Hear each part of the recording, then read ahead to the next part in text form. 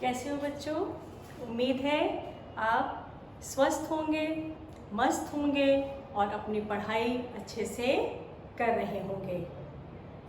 पिछली कक्षाओं में आपने 8वीं तक नागरिक शास्त्र के अंतर्गत स्थानीय शासन संस्था, भारत का संविधान, अपने देश की शासन प्रणाली तथा सरकार की संरचना के बारे में पढ़ा था। कक्षा 9वीं से हम पढ़ेंगे भारत का विश्व के साथ क्या संबंध है। भारत और विश्व के मध्य होने वाले संबंधों के बारे में हम इस पाठ में पढ़ने वाले हैं। जब हम भूगोल का अध्ययन करते हैं तो भूगोल के अध्ययन से हमें अपने देश और विश्व की भौगोलिक संरचनाओं के बारे में जानकारी मिलती है। इतिहास के अध्ययन द्वारा हमें ऐतिहासिक धरोहरों और ऐतिहासिक घटनाओं के बारे में पता चलता है। 9वीं कक्षा से आपको इतिहास की पुस्तक में ही एक नया विषय है जिसे हम बोलेंगे राजनीति शास्त्र। हम राजनीति शास्त्र के अंतर्गत भारत और विश्व के बीच के संबंध और वैश्विक समस्याओं के बारे में पढ़ेंगे। हम जिस जगह रहते हैं वहाँ पर सामाजिक व्यक्तियों, सामाजिक संस्थाओं एवं सामाजिक संगठनों द्वारा हमें काम पड़ता रहता है। हम सभी सामाजिक प्राणी हैं और एक दूसरे पर क्या रहते हैं, किसी न किसी कार्य के लिए अवलंबित रहते हैं। उसी प्रकार कोई भी देश, चाहे वो अविकसित हो, विकासशील हो या फिर विकसित हो, ये देश वैश्विक स्तर पर किसी न किसी रूप में एक दूसरे का सहयोग करते हैं। इनके बीच में कुछ अनुबंध भी बनाए जाते हैं। तो इस पाठ के अंतर्गत हम जिन मुख्य मुद्दों पर बात करने वाले हैं वे हैं अंतर्राष्ट्रीय व्यवस्था। अब ये अंतर्राष्ट्रीय व्यवस्था क्या है? स्वतंत्र एवं प्रभुत्व संपन्न देशों के बीच में एक व्यवस्था बनाई जाती है जिसे हम अंतर्राष्ट्रीय व्यवस्था कहते हैं। तो आज हम किन किन मुद्दों पर पढ़ने वाले हैं? पहला हो गया अंतर्राष्ट्रीय व्यवस्था। दूसरा मुद्दा है परस्परावलंबन। परस्परावलंबन का अर्थ होता है कि एक दूसरे पर आश्रित होना।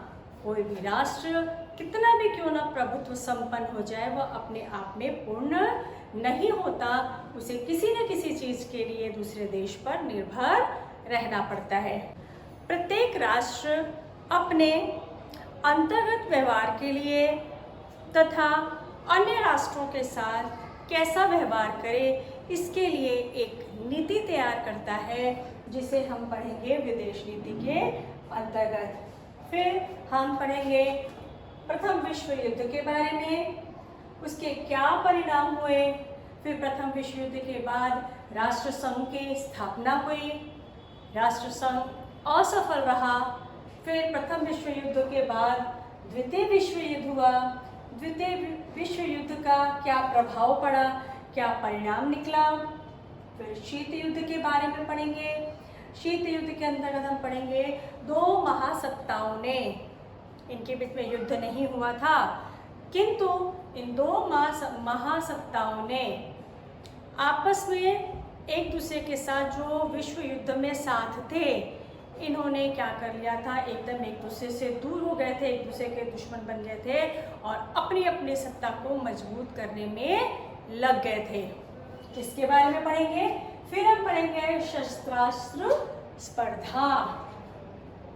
विश्व युद्ध के बाद से महासत्ताओं ने अपने अपने हिसाब से अपने अपने लेवल पर शस्त्रों का निर्माण करना शुरू कर दिया।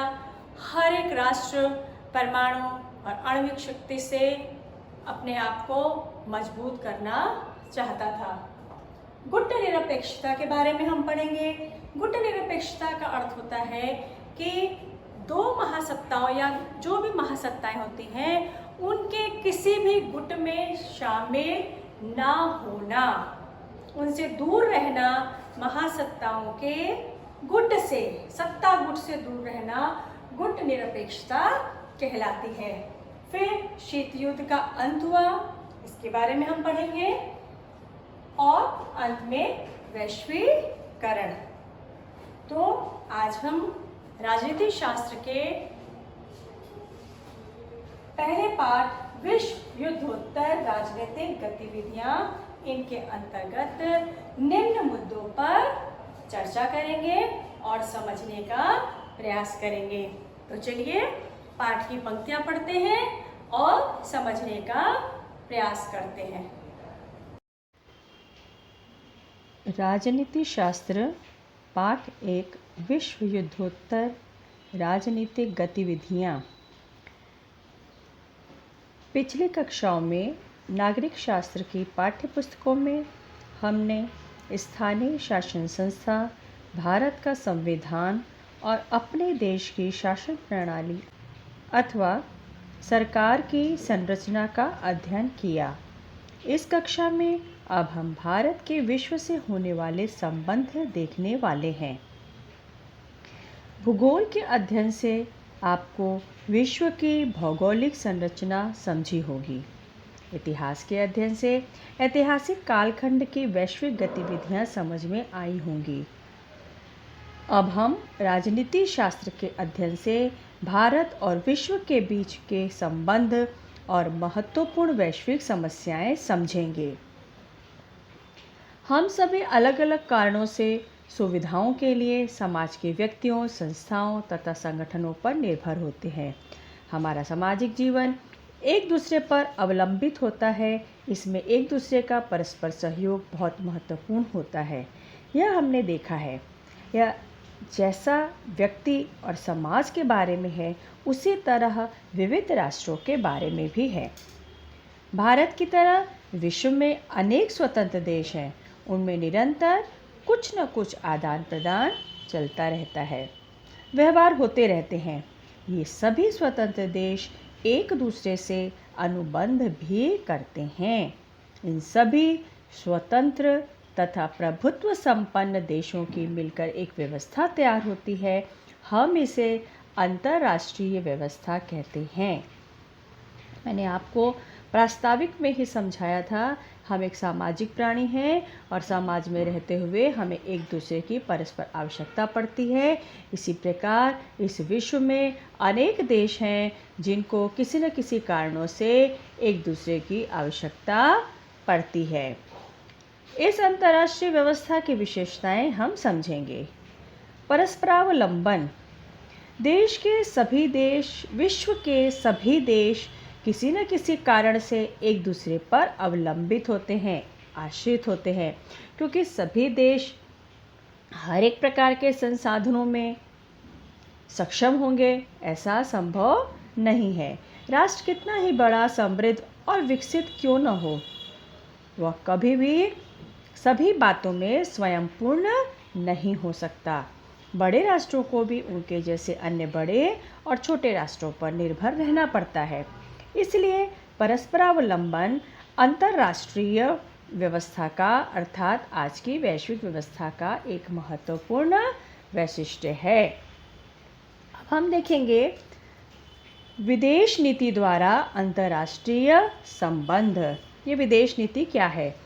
प्रत्येक राष्ट्र अपने अंतर्गत व्यवहार के लिए तथा अन्य राष्ट्रों से कैसे व्यवहार करे, इस विषय में नीति निर्धारित करता है। ऐसी नीति को विदेश नीति कहते हैं। भारत की विदेश नीति का हम अगले अध्याय में विस्तार से अध्ययन करेंगे। चलिए अब आगे देखते हैं। पृष्ठभूमि। हम आज जिस विश्व में रह रहे हैं उसने अनेक घटनाओं, गतिविधियों द्वारा आकार पाया है। इसलिए हमें वर्तमान विश्व को समझने के लिए थोड़ा इतिहास में जाना पड़ेगा। पिछली शताब्दी में 2 विश्व युद्ध हुए, यह हमें मालूम ही है और हमने पढ़ा भी है। ये 2 विश्व युद्ध पिछली शताब्दी की सबसे महत्वपूर्ण घटनाएं थीं। उनके कारण विश्व बदला। विश्व में नए प्रवाह, नए विचार आए। इन विश्व युद्धों के कारण और क्या हुआ यह हम समझ लेंगे। प्रथम विश्व युद्ध वर्ष 1914 से 1918 के बीच प्रथम विश्व युद्ध हुआ। यूरोप महाद्वीप के महत्वपूर्ण देश इसमें शामिल थे। तत्कालीन अंतर्राष्ट्रीय अथवा वैश्विक व्यवस्था में यूरोप को बहुत महत्व प्राप्त था। प्रथम विश्व युद्ध में बहुत बड़ी मात्रा में जन तथा धन की हानि हुई। युद्ध में सहभागी राष्ट्रों को बड़ा आर्थिक घाटा सहन करना पड़ा। युद्ध में सहभागी न होने वालों को भी युद्ध की मार सहन करनी पड़ी। विजित तथा पराजित राष्ट्रों की अर्थव्यवस्था चरमरा गई। युद्ध कोई सा भी हो, हम जीतने के लिए युद्ध करते हैं, परंतु उसके जो परिणाम होते हैं वो बहुत ही दुखदायी होते हैं। युद्ध हो और इसमें हानि ना हो, ऐसा तो हो ही नहीं सकता। अर्थव्यवस्था पूरी उस राष्ट्र की हिल जाती है। प्रथम विश्व युद्ध में सहभागी राष्ट्र कौन कौन से थे? मित्र राष्ट्र ब्रिटेन, फ्रांस, रूस, इटली और अमेरिका थे।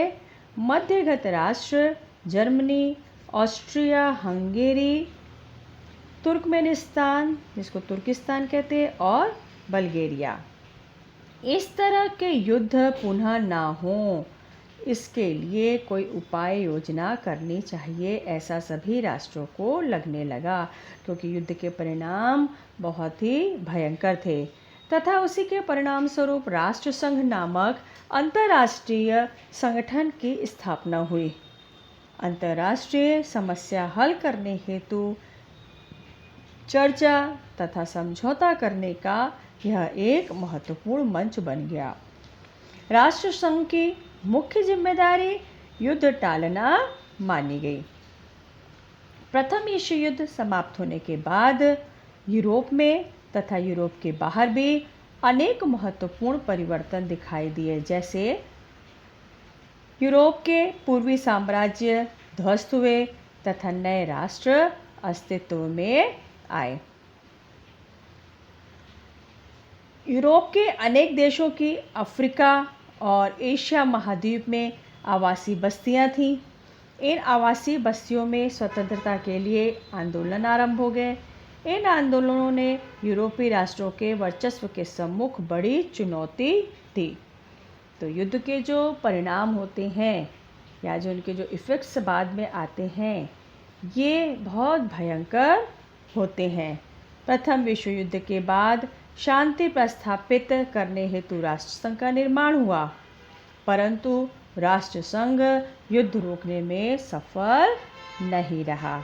जर्मनी, इटली, स्पेन आदि देशों में तो तानाशाही शासन व्यवस्था अस्तित्व में आई। इन सभी घटनाओं की परिणति द्वितीय विश्व युद्ध में हुई। अब हम पढ़ते हैं द्वितीय विश्व युद्ध के बारे में कि कब से कब तक ये प्रारंभ रहा, इसके क्या परिणाम निकले। वर्ष 1939 से 1945 के बीच द्वितीय विश्व युद्ध हुआ। प्रथम विश्व युद्ध की तुलना में द्वितीय विश्व युद्ध अधिक संहारक सिद्ध हुआ। इसमें ज़्यादा धन माल की हानि हुई। वह अधिक व्यापक तो था ही, परंतु इस युद्ध में अधिक उन्नत तकनीकी का उपयोग किया गया था। युद्ध में सहभागी हुए राष्ट्रों पर फिर एक बार आर्थिक संकट टूट पड़ा।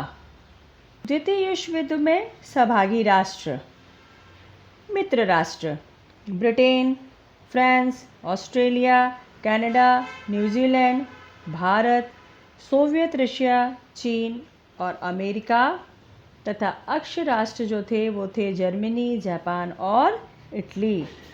द्वितीय विश्व युद्ध में अमेरिका का महत्वपूर्ण सहभाग था। अमेरिका ने अणु बम का निर्माण किया था। युद्ध समाप्त करने के लिए अमेरिका ने जापान के हिरोशिमा तथा नागासाकी इन दो शहरों पर क्रमशः 6 और 9 अगस्त 1945 को अणु बम गिराए। यूरोप में जर्मनी की हुई हार के बाद तथा एशिया में जापान की हार के बाद द्वितीय विश्व युद्ध समाप्त हो गया। आपको हिरोशिमा और नागासाकी की कहानी तो पता होगी कि पूरे के पूरे दोनों शहर अणु बम के हमले द्वारा बर्बाद हो गए थे। द्वितीय विश्व युद्ध के बाद के समय में विश्व स्तर पर जो अनेक घटनाएं घटीं, उनमें एक महत्वपूर्ण घटना शीत युद्ध का आरंभ होता है। वर्ष 1945 से 1991 तक का प्रदीर्घ समय शीत युद्ध से व्याप्त था। इस कालखंड के कुछ परिवर्तनों की हम अभी समीक्षा करेंगे। तो आज के लिए इतना ही। अगले पीरियड में हम शीत युद्ध के परिणाम, विश्व का ध्रुवीकरण, शस्त्रास्त्र स्पर्धा, गुटनिरपेक्षता आदि अन्य विषयों पर चर्चा करेंगे।